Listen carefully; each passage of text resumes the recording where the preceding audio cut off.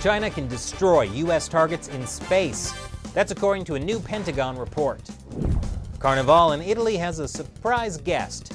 And China reaches out to the Venezuelan opposition. That and more on this week's China News Headlines.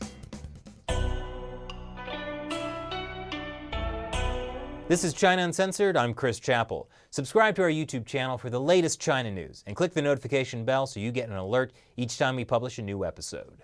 This week's China News Headlines. China is the largest, most powerful authoritarian state in the world. Plus, they've got lasers and they know how to use them. That's at least the message of the latest Hollywood blockbuster, Challenges to Security in Space. Wait, what's that, Shelley? Oh, that's not a movie. It's a report from the Pentagon. Makes sense. I did think the special effects were somewhat lacking. The report says China and Russia in particular are developing a variety of means to exploit perceived U.S. reliance on space-based systems and challenge the U.S. position in space. Basically, space warfare is already here. The future is now. The scary future, not the cool hoverboards future they promised us. Most people today don't think much about how much we rely on space. Satellites are used from everything from consumer GPS to military weapons targeting to intelligence gathering. And China and Russia are building space lasers to destroy these satellite networks. China likely will field a ground-based laser weapon that can counter low-orbit space-based sensors by 2020. That's next year. That's part of the reason President Trump has been pushing for a space force. That, and of course, the obvious Warhammer 40K references. Italy knows what's up, because the recent Carnival in Italy had this gigantic Trump float. There's a lot going on there, but if you look at his right leg, you'll notice the crest of the People's Republic of China, and I'm pretty sure that's Xi Jinping's face. Another float also had Xi Jinping, Putin, and Trump holding down a dove as Kim Jong-un stabbed it with a nuclear missile. Carnival seems like a lot of fun. What's next? A Cthulhu float? What's that, Shelley? Okay, close enough. Speaking of space wars, the Trump administration is also preparing an executive order that would ban telecommunication companies in the United States from using Chinese equipment in their 5G networks, in particular, Huawei. Though it seems like the executive order won't mention Huawei or even China by name. Rather, it's geared at adversarial powers. No adversarial power in particular, it could be anyone. And in trade war news, it looks like the U.S. could extend the deadline on trade negotiations with China by 60 days. Otherwise, if no agreement was reached by the current deadline, March 1st, the U.S. has said it would slap 25% tariffs on $200 billion worth of Chinese goods. The biggest challenge, though, making sure China keeps its promises. To that end, according to anonymous sources who spoke to the New York Times, American negotiators want to create a mechanism that would automatically raise tariffs on Chinese goods if its exports to the United States keep rising. Trump and Chinese leader Xi Jinping should be meeting soon to hammer out more of the trade deal.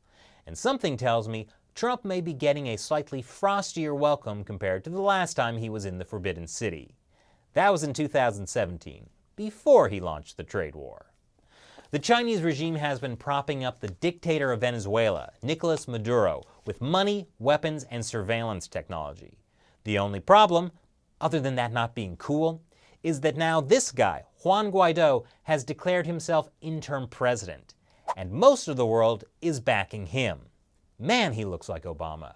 Wait, have we ever seen the two of them together in the same room at the same time?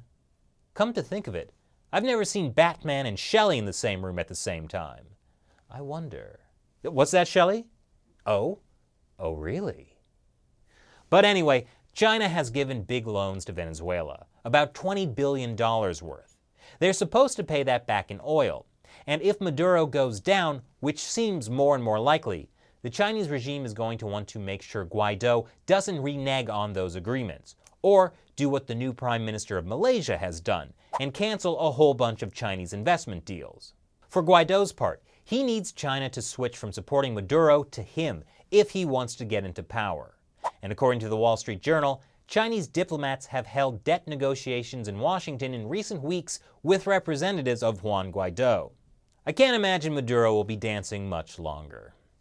That's it for this week's China News headlines. Before we go, now is the time when I answer a question from you, my loyal 50-cent army, fans of the show who support what we do through the crowdfunding website Patreon. Blue Fox asks, Chris, do you think the CCP plans to meddle with the 2020 elections coming up? Well, that is a good question. It's certain that the Chinese Communist Party does enjoy undermining the democratic process when it's in the party's interest. It's widely believed Beijing did meddle in the recent elections in Taiwan. Mainly it was through social media and supporting certain candidates. President Trump certainly made a similar claim during the 2018 U.S. midterm elections. Regrettably, we found that China has been attempting to interfere in our upcoming 2018 election, coming up in November, against my administration. They do not want me or us to win because I am the first president ever to challenge China on trade. And while there wasn't a whole lot of proof of that, it's not far-fetched to imagine the Chinese regime would like to ensure a more China-friendly president takes the reins in 2020. And earlier this year, the director of U.S. National Intelligence said in a worldwide threat assessment to the U.S. Senate Intelligence Committee that Russia, China, and Iran probably already are looking to the 2020 U.S. elections as an opportunity to advance their interests.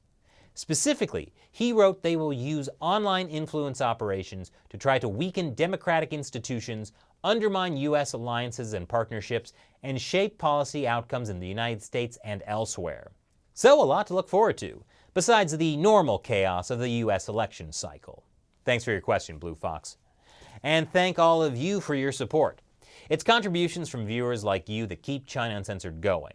Visit our crowdfunding website, patreon.com/China Uncensored, to learn how you can support us. And when you do, as a way of saying thank you, I'll answer your questions on the show.